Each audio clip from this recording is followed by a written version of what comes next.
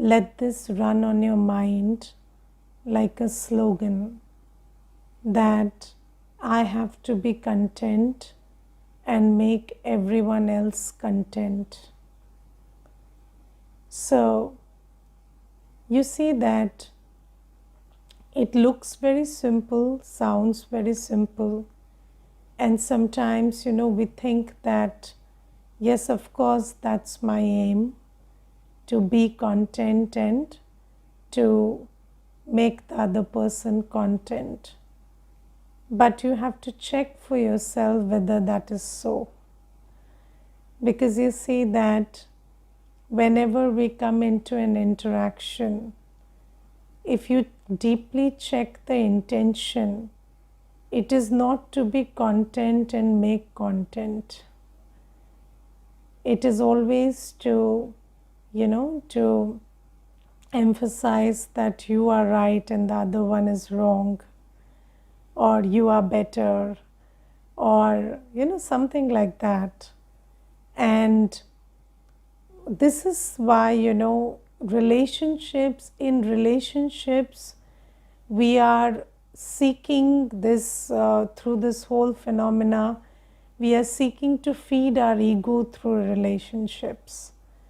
So we want to feel superior, we want to feel that I am better when you come into interaction with another person. And how do you do that? By creating complaints about the other person. And I always tell that there is this beautiful and easy method that just in your mind itself you accumulate the mistakes and weaknesses of the other person, and in your words and in your attitude bring them out. And in doing so, you're magically feeling superior, because in order to feel superior, you don't have to be superior, you just make the other person inferior. So we are doing it in our minds, we are doing it with our words, we are doing it in actions. So if somebody is talking to you and you are giving them an attitude like you are not even worthy of my listening, you're not even worthy of my attention, so that's also an attempt to reinforce your supremacy, because the only way to feel superior is to make the other person feel inferior, or at least in your head just hold that one is inferior. So when we come into relationships, this is the game that's going on. And Baba says, what should be your aim? The aim should be that I have to be content in every relationship, and I have to make the other one content. And the catch is, despite everybody's sanskars. So everybody has different sanskars, and in my own journey I feel that it is very difficult to understand anybody's sanskars. So some things you cannot understand, some things you have to just accept because of knowledge. And when Baba says that even if according to you somebody's sanskars are very bad or very wrong, you don't have the right to label it, and you just know that this is their sanskar. And Baba says that when you see somebody's sanskars, don't create discontentment within you. When you say, I don't like it, I can't live with this person, I don't like the way they operate, I don't like the way they do things. So what are you doing? You are creating discontentment within yourself. And sometimes you are in a position where You can choose who to be with and who you don't want to be with. But sometimes you're not in that position, and many a times you're not in that position. And then if you just uh, if you just refuse to accept the other person's sanskars, if you just refuse to accept that they are who they are, then what happens is you keep constantly creating discontentment within yourself. And also, you start making the other person discontent because you're constantly rejecting them. You're constantly looking at them in that manner, or you're looking down upon them, or you are rejecting them with your words, or you're just rejecting them with your actions. So if they are talking, you are not listening. If they are asking you something, you're not replying. So all that is an expression of how you make the other person discontent. And Baba says, you see that in this we need to understand that it may or may not be possible to ensure that everybody is content with you. Maybe somebody is not content with you, but Baba is asking us to deeply check whether it is something that I am doing which is causing discontentment with the other, or it is am I creating discontentment for myself.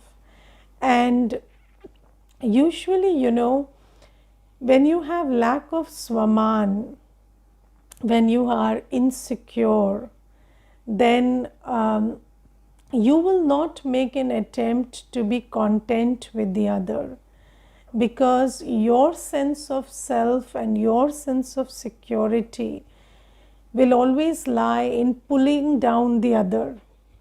So, being content with the other is very easy. It's very easy because it's just one thought away.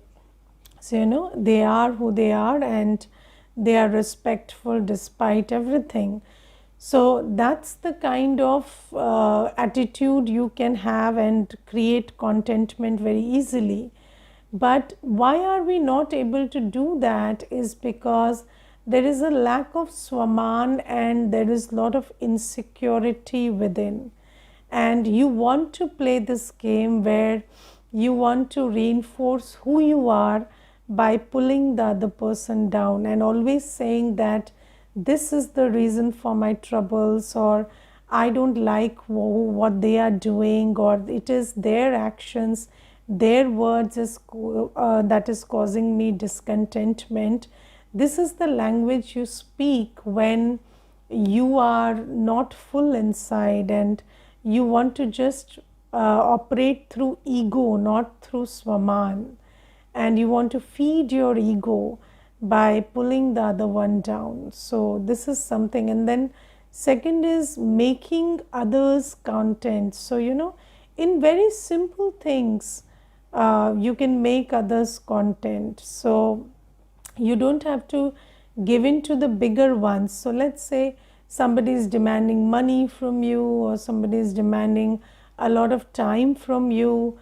Okay, maybe you are not in a position, or you don't feel that's the right thing to do, so don't do it. It's not like you have to cross the lines to make someone content. But the thing is, it is not about money or time, it is always about love and respect. So even if somebody is demanding money, or even if somebody is demanding your time or energy, you give it in a measure that you feel is right, but don't go overboard with that, but maintain that attitude and that drishti of love and respect. And always maintain that don't speak words, or don't create thoughts which put the other one down. And respect in relationships, regard in relationships is the only method to make someone content. And if you look at it, what does anyone want? People want regard. So, people want to be felt heard, felt seen, felt recognized, felt appreciated, felt respected. And if you don't give them that, then that's going to cause a lot of discontentment. And sometimes, we say that it is about money, or it is about you not giving that person what they are asking.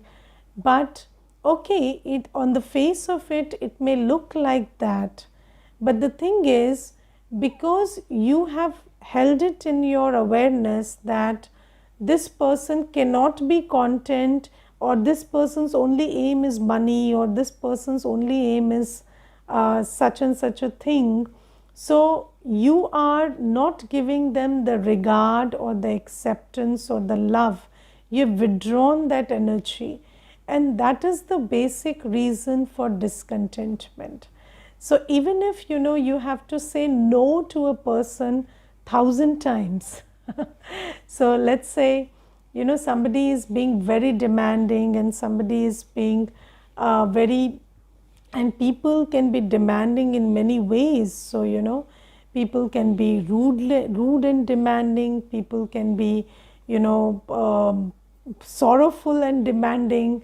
So that's their sanskar. They can put in their demands the way they want. But and you may have to say no 1,000 times, but don't let your drishti that this is a soul and this is worthy of love and respect go away. Don't give them what you don't feel you should give them, but give them what they deserve as a soul. And every soul deserves love, respect, and words of kindness and words of dignity. That is something that every soul deserves. And I think that if you just gave that regard in relationships, you would make everybody content. But it's very difficult to give regard. Why? Because you can only give what you have. If you don't have self-respect, how can you give respect to the other? Yes, so the thing is, if there is lot of lack of self-respect, and how do you build self-respect? You build self-respect through Raj Yoga. So the more I consider myself to be a soul, and I stay in relationship with Baba and fill myself with Baba's light and might, the more I follow Srimad, that is how I will have more and more self-respect.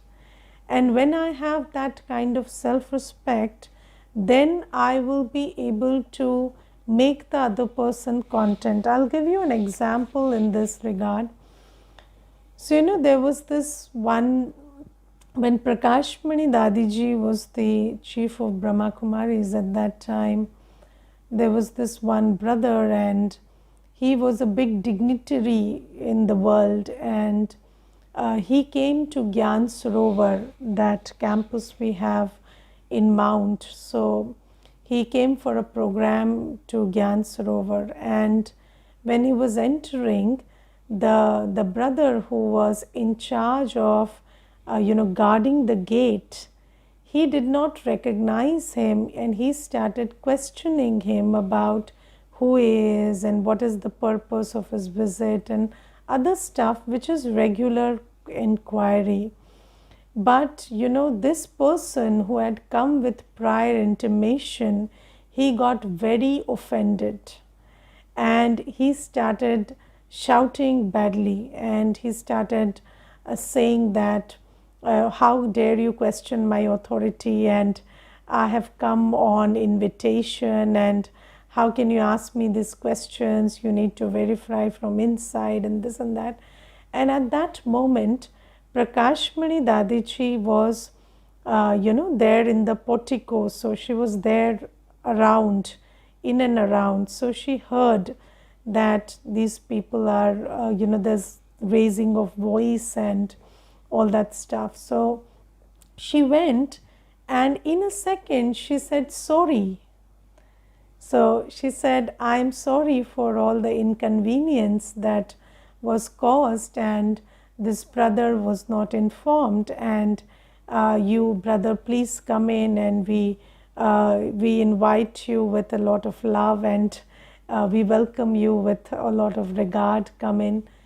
So, in that moment, that brother just kept quiet, and he couldn't believe that, Dadi ji could come and say sorry. The first word that Dadi ji spoke was sorry to that brother, and he couldn't believe that, she was the head of Brahma Kumaris at that time, chief administrative head, and she's old in age, and she's learned, and she's knowledgeful, and she's a yogi.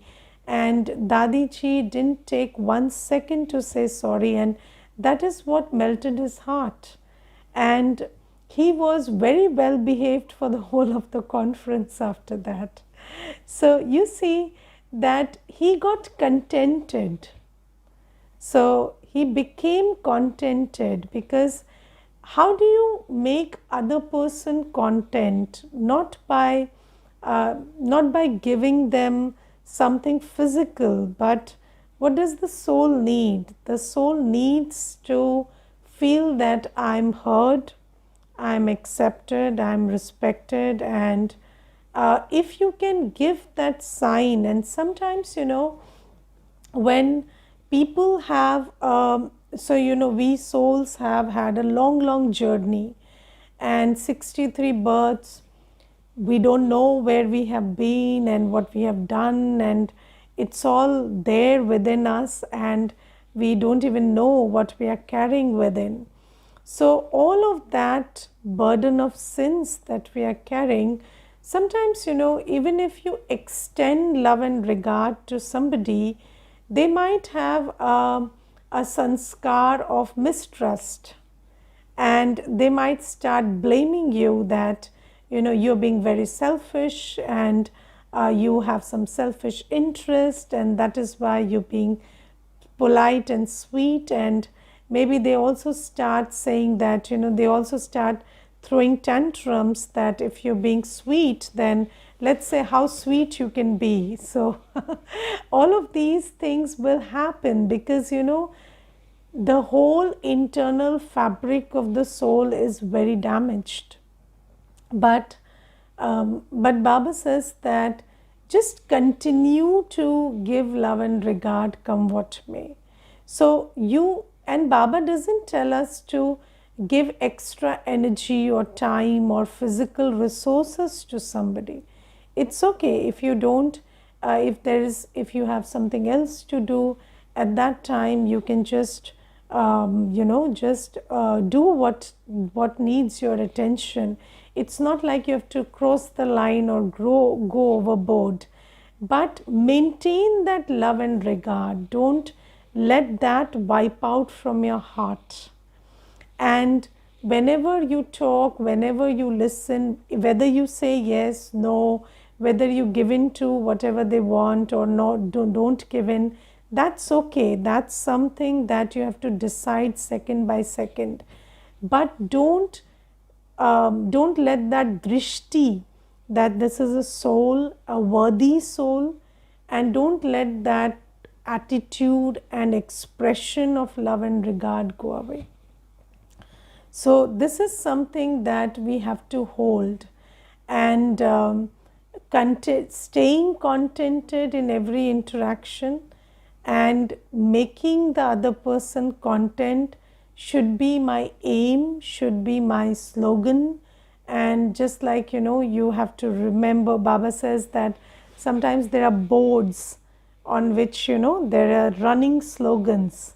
So the slogan is running and repeating. So Baba says, make your mind like that board. and make this slogan run on your mind like anything, that I have to be content always and I have to make the other one content. But for that, you need a very good foundation of Raj Yoga that Baba is teaching us, because only then we will have self respect. And when we have self respect, we will not demand respect, and we will not withdraw respect.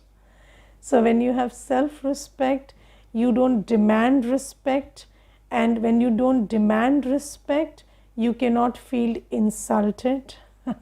So you will always be content in every relationships, because there is no expectation, so there will always be contentment. And the next thing is, when you have self respect, you can give regard to anyone at any time in the face of any behavior, and that will ensure contentment in the heart of the other also. And this is today's teaching. And then Baba today talks about enlightenment, and in Hindi Murli it is Roshni aa gayi hai. And I felt this was very interesting today, that Baba says, now you are enlightened. And you see that when the light of knowledge enters the consciousness, yes, so when the light of knowledge enters the consciousness, then your perspective, your attitude, and your actions change. So there are 4 words. It is consciousness, it is perspective, drishti, perception, and then it is attitude, and then action. So it is the consciousness which determines what you see. So you see that if I give you the information that the person you're going to meet today is a very big surgeon, yes, so what will be your perception when you meet that person? So you will have a lot of regard in your perception, because you will hold them highly, and you will see them like somebody important and somebody knowledgeful and somebody worthy. And then what will be your attitude? You will listen to them very ardently and eagerly because you want them to speak about something that can help you stay healthy, and you want to get some tips out of them. And how will be your actions? So treating them respectfully, or listening to them patiently, or even giving them gifts, or pulling out their chair, or something of that sort you will do, because that's in your awareness that this is a very big doctor or a surgeon. Now you see, similarly, what is it your awareness about who you are, or who do you belong to, or who are the people around you, or what's going on? All this is a matter of consciousness. And if you look at our course, the course that we undertake when we come to Baba, it's all about shifting your consciousness. So Baba is changing our awareness of who am I. So Baba is changing our awareness of who am I, from I'm a limited body to an unlimited soul. And Baba says that when this light enters you, so you see that I remember there was this one Mata, and she told me a very beautiful experience. She told me that she was a very big Shiv Bhakt before coming to Gyan. And Shiv Bhakt means she thought that Shankar is Shiv, But anyways, that was the bhakti she was doing, and she felt she was a really truly by heart Shiv Bhakt. And then one night she was sleeping, and there was a big function at home, so many of them were sleeping on the floor. And on the floor, when she was sleeping, there was something that was crawling up her leg. And then she asked somebody to switch on the light, and then they discovered it was a snake, it was a cobra. And when they discovered it was a cobra, so they tried to kill it. So they were all scared, and they thought that this has to be killed. But this Mata, because she was a Shiv Bhakt, she said, no, the cobra won't do anything to me, because this is sent by Shiv Baba, so this won't hurt me. So she very lovingly shooed away the cobra, and she said, I was all of 17 years of age at that time, and I don't know, I never felt threatened by the cobra.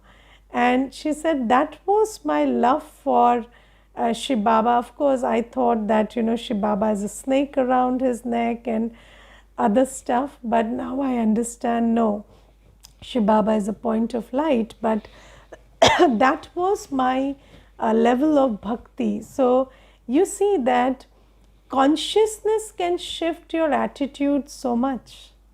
So even your attitude towards a snake, which is considered poisonous and harmful by most, you can have a very loving attitude, very accepting attitude towards that snake, because that's your consciousness. So it's all about the consciousness. It's there is no objective reality. So if you talk about the truth or the reality, so there is no objective reality on which everybody will agree. So there is only subjective reality, and subjective reality is subject to consciousness. So whatever is your consciousness, so is your perception, so is your attitude, and so is your action. And Baba says that I am trying to bring you there where this light enters you, that you are a soul and you have all relationships with me, and you are carrying a burden of sins of 63 births inside you, and now it is the time to finish that burden of sins by remembering me and go back home with me. So when this thing enters your intellect and it starts shifting your consciousness, then Baba says you will be able to live in the household like a lotus, and you will be able to focus on creating your burning your sins and creating your stock of punya karma, rather than getting entangled in the I and mine of the household. So where you live is not the problem or not the matter. It is your consciousness that is the problem or the matter. So just think about it. You live in the office more than you live at home.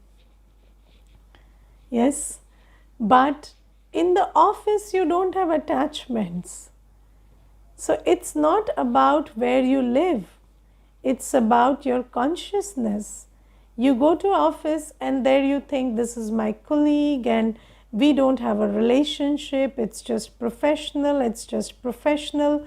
So when you have this in your consciousness, then your attitude is that you work with them, have tea with them, talk to them, share with them, do everything, but you're not attached. So Baba says that it is the consciousness that matters, and now you have to become soul conscious Supreme Soul conscious, and time conscious. And when you become all of that, that is called being enlightened. And when that light enters you, the light of knowledge, the light of awareness about who you are, who you really belong to, what time it is, and what we need to do to go back by burning our sins, when that light enters and you are enlightened, then you automatically start behaving in a manner which is very different from how the world is operating. And Baba says that that is the basis of your stage, that is the basis of your feelings, and that is the basis of your actions. And Baba today says that, you have this super sensuous happiness which nobody in the world even understands. So, people are knacking their brains and trying to figure out why are these BKs so happy. But Baba says you have this happiness which is coming from this enlightenment, and this knowing that I am a soul, and this knowing that the one who is almighty belongs to me, and this confidence which comes from following Shrimat, that I am following Shrimat and I have nothing to fear and I have nothing to lose, and there is God's hand on me. That is what people are not able to understand. And you see, there are many incidents where people are not able to understand what is making you so happy. And there's this little girl, she's all of 14, 15 years, and she comes to the center every day. And people who see her parents and everybody, they are saying, why do you go there? Maybe they are hypnotizing you, or they are, throwing some charm on you, or they are alluring you, or maybe you are doing some wrongdoing. So, every day they have a different accusation for that girl. And she says that, I don't know, but I just feel happy when I come here, and I feel the peace, and that's what brings me here, and I carry that within myself. And they are not able to understand that this is the reason why I am pulled. So Baba says that nobody will be able to understand, but it is your enlightened state which makes you feel differently, makes you behave differently. And without enlightenment, without this light of knowledge entering the soul, even if you try to imbibe what Baba is saying, it would be very difficult. So, if you try to detach in relationships without this light entering that these are not my, so and so, they are just souls on a journey, and the only relationship we ought to have with them is that of love and respect, not of attachment and fear and insecurity.